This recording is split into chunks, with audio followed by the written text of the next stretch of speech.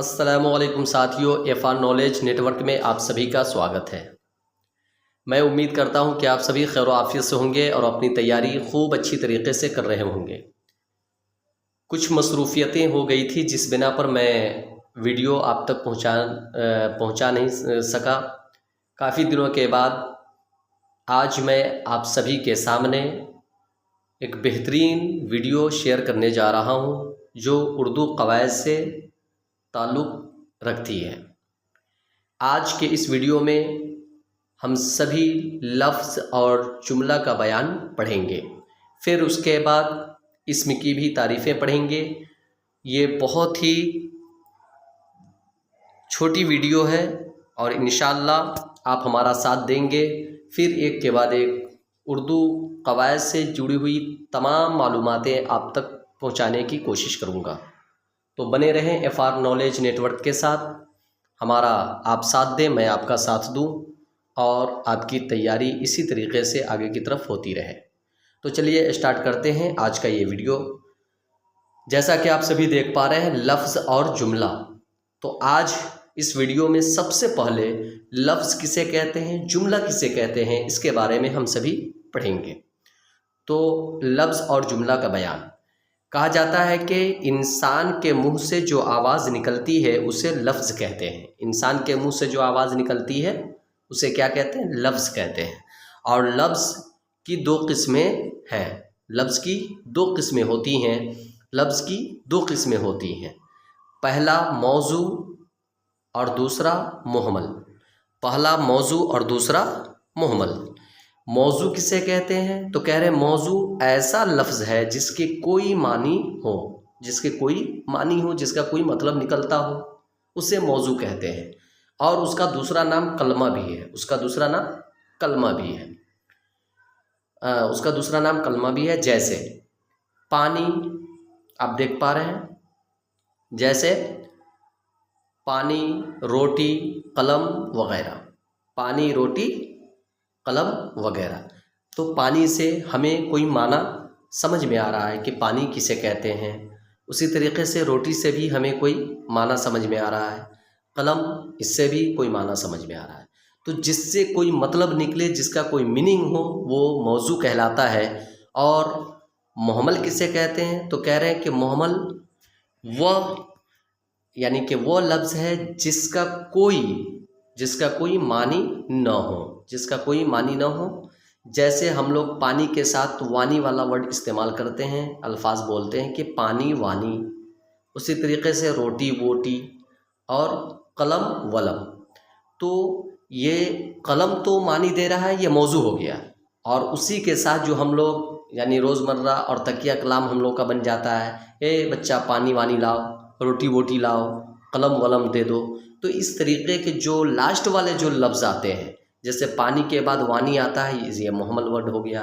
اسی طرح روٹی کے بعد ووٹی آتا ہے، یہ بھی محمل ورڈ ہو گیا۔ اسی طریقے سے قلم کے بعد ولم آتا ہے، یہ بھی محمل لفظ ہو گئے۔ تو آپ نے موضوع بھی سمجھ گئے اور محمل بھی سمجھ گئے کہ موضوع جس کا معنی ہوتا ہے۔ بس ایک بار اور یاد رکھ لیں کہ موضوع وہ جس کا کوئی معنی ہو، جس کا کوئی معنی ہو، اور محمل وہ ہے جس کا کوئی معنی نہ ہو، جس کا کوئی معنی نہ ہو۔ محمل وہ ہے جس کا کوئی معنی نہ ہو، جس کا معنی نہ ہو۔ بس یوں سمجھ لیں کہ موضوع کا معنی ہوتا ہے، محمل کا معنی نہیں ہوتا ہے۔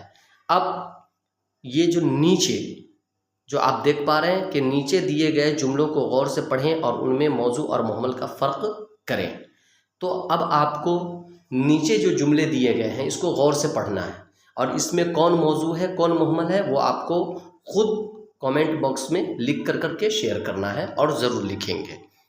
جیسے کہ نیچے جو جملے ہیں اس میں ہے روٹی ووٹی کھا لیں، کھانا وانا کھا لیں، تم ٹال مٹول مت کرو، پانی وانی پی لیں۔ اس طریقے کے جملے ہیں۔ اب اس میں آپ کیا کریں کہ کامنٹ باکس میں لکھیں گے کہ موضوع کون ہے اور محمل لفظ کون ہے۔ چلیے اب آگے دیکھتے ہیں جملہ کا بیان کہ جملہ کسے کہتے ہیں۔ پہلے تو آپ نے لفظ کو سمجھ لیا کہ لفظ وہ ہے جو انسان کے منہ سے جو آواز نکلتی ہے اسے لفظ کہتے ہیں۔ لفظ کے دو معنی ہو گئے، یعنی دو قسم ہو گئے، موضوع اور محمل۔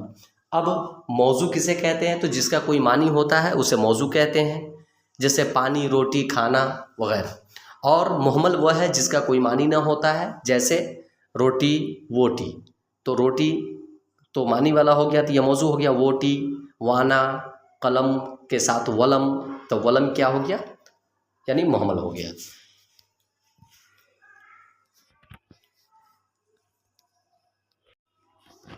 اب ہم سبھی دیکھیں گے جملہ کا بیان۔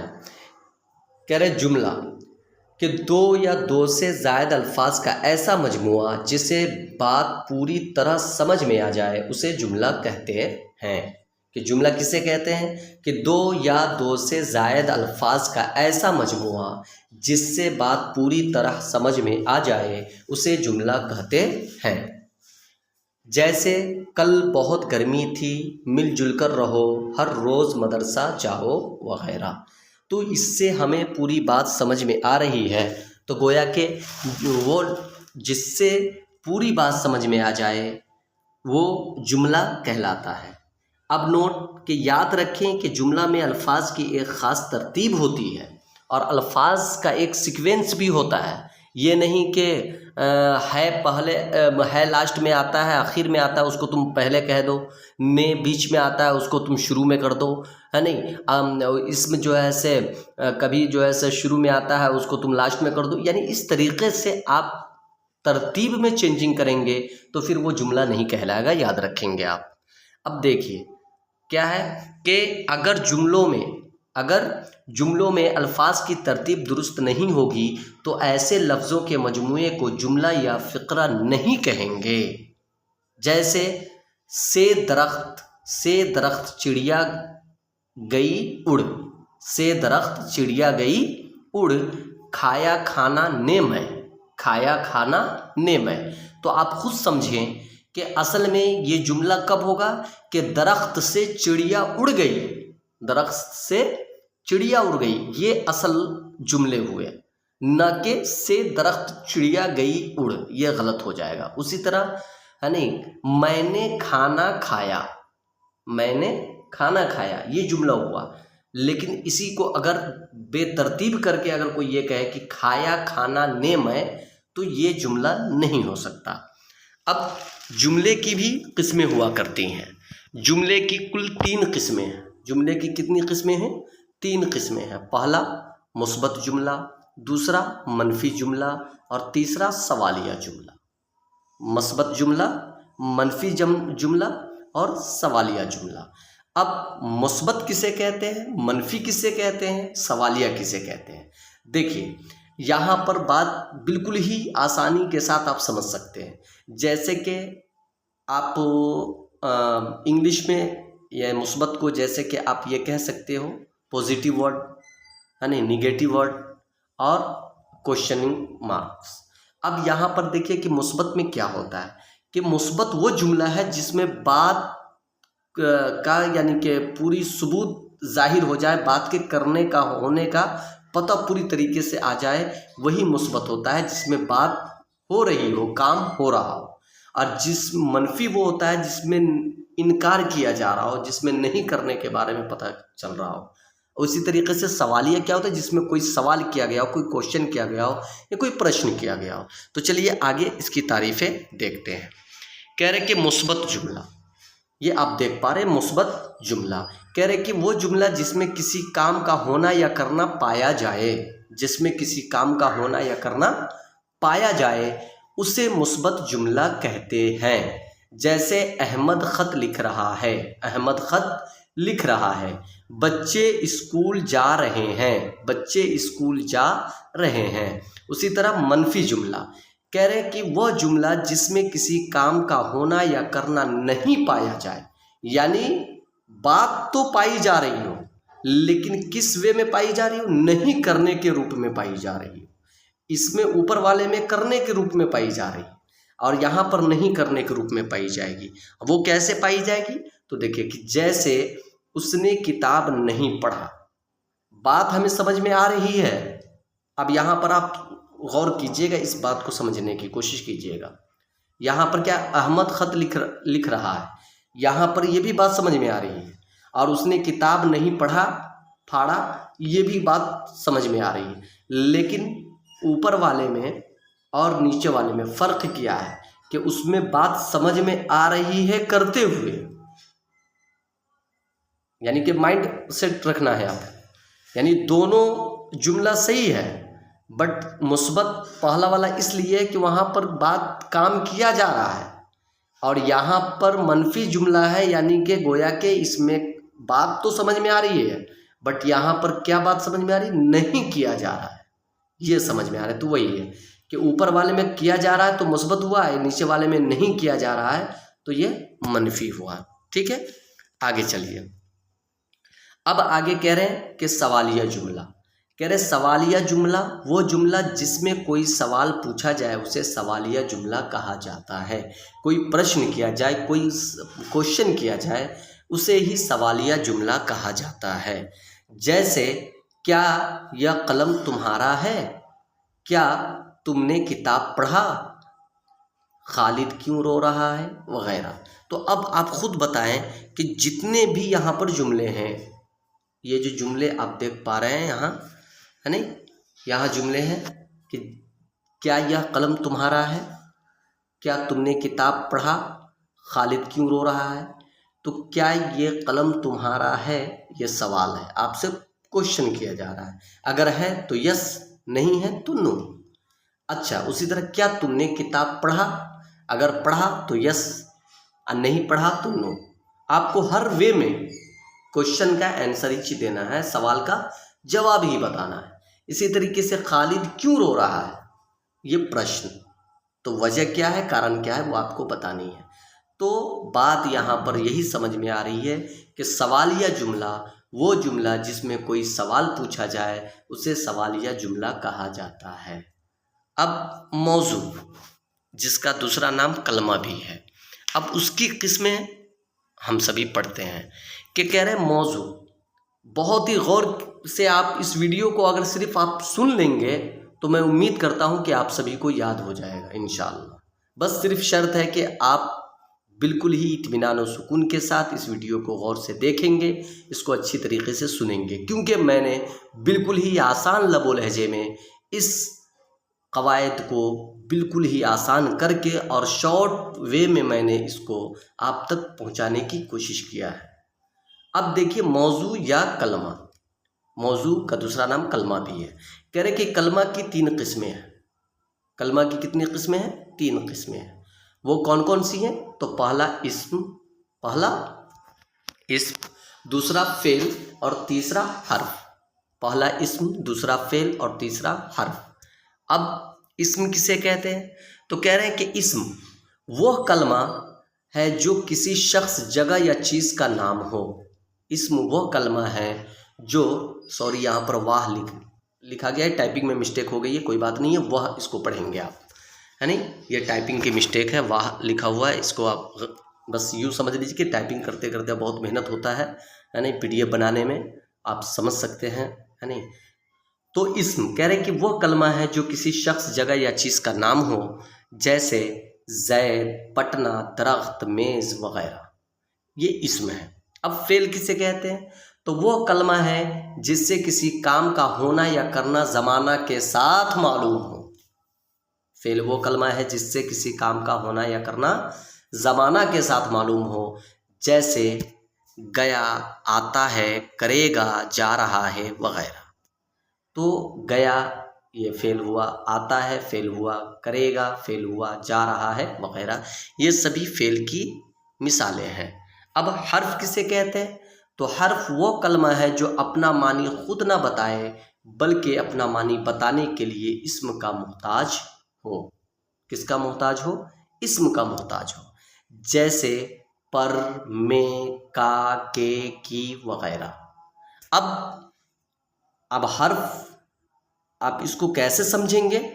تو چلیے میں نے ایک چارٹ بنا دیا ہے آپ کے لیے آسانی کے لیے. میرے پیارے بچوں، اس کو غور سے آپ پڑھیں گے آپ کو بات سمجھ میں آ جائے گی کہ اسم کون ہے، جملہ کون ہے، فعل کون ہے، حرف کون ہے۔ تو یہ جملے میں اسم، فعل اور حرف کی وضاحت کا چارٹ۔ اب دیکھیے کہ بچہ نہر میں ڈوب گیا، فرسٹ جملہ، بچہ نہر میں ڈوب گیا۔ یہاں پر بچہ اور نہر کیا ہے؟ اسم ہے۔ ڈوب گیا کیا ہے؟ فعل ہے، اور میں کیا ہے؟ حرف ہے۔ بچہ نہر اسم، ڈوب گیا فعل، اور میں حرف، کیونکہ میں اپنا معنی بغیر کسی اسم کے ملے ہوئے بتا ہی نہیں سکتا۔ اسی طرح دوسرا جملہ ہے زید نے بکر کو مارا۔ اس کا اسکرین شاٹ آپ ضرور لے لیں کہ زید نے بکر کو مارا، تو زید نے بکر کو مارا، یہاں پر زید اور بکر کیا ہے؟ زید اور بکر، یہاں پر زید اور بکر اسم ہو گیا، مارا فعل ہو گیا، اور نے کو کیا ہو جائے گے؟ حرف ہو جائیں گے۔ اسی طریقے سے دوسرا جملہ ہے خالد نے آم کھایا۔ خالد نے آم کھایا، یہاں پر خالد اور آم اسم ہو جائے گا، کھایا فعل ہو جائے گا، اور نے حرف ہو جائے گا۔ چوتھا جملہ ہے کہ میز پر بلی بیٹھی ہے۔ یہاں پر میز اور بلی کیا اسم ہو جائے گی، بیٹھی فعل، پر حرف۔ اسی طریقے سے آگے لاسٹ کا جملہ ہے کہ فاطمہ نے پھول توڑا۔ فاطمہ اور پھول اسم، توڑا فعل، نے حرف۔ تو آپ سبھی کامنٹ باکس میں آپ اپنی رائے دیں گے، اور کچھ نئے جملے بنا کر اس میں فعل اور حرف کون ہوتے ہیں وہ سبھی آپ شیئر کر سکتے ہیں۔ اب آئیے، تو پہلا کیا تھا؟ اسم۔ تو اب اسم کی قسمیں ہم پڑھیں گے کہ اسم کی کل کتنی قسمیں ہیں۔ تو کہہ رہے اسم کی معنی کے اعتبار سے 2 قسمیں ہیں۔ اسم کے معنی کے اعتبار سے اسم کی کتنی قسمیں ہیں؟ 2 قسمیں ہیں معنی کے اعتبار سے، اور وہ کون کون سے ہیں؟ تو اسم ذات اور دوسرا اسم صفت۔ اسم ذات اور دوسرا اسم صفت۔ اسم ذات کسے کہتے ہیں؟ تو کہہ رہے کہ اسم ذات کسی شخص، جگہ، چیز کے نام کو اسم ذات کہتے ہیں۔ وہ چیز جاندار ہو یا بے جان، مادی ہو یا غیر مادی، جیسے انسان، حیوان، گیا، پٹنہ، خالد وغیرہ۔ یہ اسم ذات کی تعریف ہو گئی۔ اب اسم صفت، کہہ رہے کہ اسم صفت وہ اسم ہے جو کسی شخص، جگہ یا چیز کے بارے میں بتائے کہ وہ کیسی ہے، جیسے اچھا، برا، کالا، سفید وغیرہ۔ یعنی کہ اسم صفت وہ ہوتا ہے جو اسم کی حقیقت کو بتاتا ہے، اس کی حقیقت کو ظاہر کرتا ہے، وہ کیسا ہے، وہ دکھنے میں کیسا ہے وغیرہ وغیرہ، اسے اسم صفت کہتے ہیں۔ اب نوٹ میں کیا ہے؟ کہہ رہے کہ جس کی صفت بتائی جائے اسے موصوف کہتے ہیں۔ یاد رکھ لینا کہ صفت اسم کی اچھائی برائی کو کہتے ہیں، اور موصوف جس کی صفت بتائی جائے۔ جیسے کہ مان لیجئے تھوڑی دیر کے لیے یہاں پر جملے میں آپ سمجھیں گے کہ پرانی ٹوپی احمد کی ہے۔ پرانی ٹوپی احمد کی ہے، یہاں پر پرانی صفت اور ٹوپی موصوف ہے۔ یہاں کیا ہے؟ پرانی صفت ہے، کیونکہ ٹوپی پرانی ہے، گویا کہ ٹوپی کا پرانا ہونا یہاں پر ظاہر کیا جا رہا ہے۔ اور آپ نے نوٹ میں دیکھا کہ صفت یعنی کہ جس کی صفت بتائی جاتی ہے اسے موصوف کہتے ہیں۔ تو صفت کس کی بتائی جا رہی ہے؟ پرانی ہونا کس کو ثابت کیا جا رہا ہے؟ تو ٹوپی کو۔ تو یہاں پر پرانی صفت ہے اور ٹوپی کیا ہو گئی؟ موصوف ہو گئی۔ اسی طریقے سے کالی گاڑی زید کی ہے۔ کالی گاڑی زید کی ہے، یہاں پر کالی صفت اور گاڑی کیا ہو جائیں گی؟ موصوف۔ ٹھیک، تو مجھے امید ہے کہ آپ سبھی آسانی سے سمجھ رہے ہوں گے۔ چلیے، اب بہت ہی کم سمے ہے، اب یہ امپورٹنٹ کہ وہ تو معنی کے اعتبار سے اسم کی قسمیں تھیں، اب کہہ رہے ہیں بناوٹ اور اشتقاق کے اعتبار سے اسم کی 3 قسمیں ہوتی ہیں۔ معنی کے اعتبار سے اگر کوئی پوچھے اسم کی کتنی قسمیں ہیں تو 2 قسمیں ہیں۔ کون کون؟ تو اسم ذات، اسم صفت۔ اسم ذات کسے کہتے ہیں؟ تو کسی شخص، جگہ یا چیز کے نام کو اسم ذات کہتے ہیں، جیسے زید، بکر، پٹنہ، دلی ندی وغیرہ وغیرہ، یعنی جو بھی چیزیں ہیں دنیا میں وہ سبھی اسم ذات میں آ گئی۔ اسم صفت کسے کہتے ہیں؟ تو اسم کی اچھائی یا برائی کو جو بیان کیا جاتا ہے وہ اسم صفت ہو جاتا ہے، ٹھیک ہے۔ اب بناوٹ کے اعتبار سے اسم کی کتنی قسمیں ہیں؟ تو 3 قسمیں ہیں۔ وہ کون کون سی ہیں؟ تو پہلا ہے جامد، دوسرا ہے مصدر، تیسرا ہے مشتق۔ جامد، مصدر، مشتق، جامد، مصدر، مشتق۔ کہہ رہے جامد کسے کہتے ہیں؟ تو جامد وہ اسم ہے جو خود کسی سے نہ نکلا ہو، وہ اسم ہے جو خود کسی سے نہ نکلا ہو اور نہ اس سے کوئی کلمہ نکلے، اور نہ اس سے کوئی کلمہ نکلے، جیسے درخت، پھول، پہاڑ، قلم وغیرہ، یہ سبھی جامد ہو گئے، ہے نا۔ اسی طرح مصدر کہہ رہے کہ وہ اسم ہے جو خود تو کسی کلمہ سے نہ نکلا ہو، وہ خود کسی کلمہ سے نہ نکلا ہو لیکن اس سے دوسرے افعال یا اسما نکلتے ہوں، جیسے جانا، پڑھنا، دوڑنا، کھیلنا وغیرہ، یہ سبھی کیا ہے؟ مصدر ہیں، یہ سبھی کیا ہے؟ مصدر ہیں۔ اب نوٹ، ایک چیز اور یاد رکھے میرے دوست، ہر ایک بات میں نے لکھ دیا ہے تاکہ آپ لوگ اس ویڈیو کو دیکھ کر روک کر کے بھی آپ صرف پڑھ لیں گے، سمجھ لیں گے تو آپ کو یاد ہو جائیں گی باتیں۔ بالکل ہی آسان لب و لہجے میں نے ویڈیو تیار کیا ہے، انشاءاللہ پھر نیکسٹ ڈے میں اور بھی آسان اچھے سے اچھے قواعد آپ تک پہنچانے کی کوشش کروں گا۔ لیکن نوٹ کہہ رہے مصدر کے آخر میں ہمیشہ نہ ہوتا ہے، یاد رکھ لینا، مصدر کے آخر میں ہمیشہ نہ ہوتا ہے۔ اب مشتق کسے کہتے ہیں؟ کہہ رہے مشتق وہ اسم ہے جو مصدر سے بنایا گیا ہو، وہ اسم ہے جو کس سے بنایا گیا ہو؟ تو مصدر سے بنایا گیا ہو، جیسے جانا سے جانے والا، کھانا سے کھانے والا، دوڑنا سے دوڑنے والا، دوڑنا سے دوڑنے والا۔ تو آپ نے جامد کی تعریف پڑھ لیا، مصدر بھی پڑھ لیا، مشتق بھی پڑھ لیا۔ تو میں امید کرتا ہوں میرے ساتھیوں کہ آپ سبھی کو یہ ویڈیو بہت ہی پسند آیا ہوگا۔ آپ میرا ساتھ دیں، میں آپ کا ساتھ دوں گا، بس اسی طریقے سے FR نالج نیٹ ورک سے جڑے رہیں اور میرا ساتھ دیتے رہیں تاکہ مجھے ویڈیو بنانے میں اچھا لگے اور آپ کو پڑھانے میں بھی اچھا لگے۔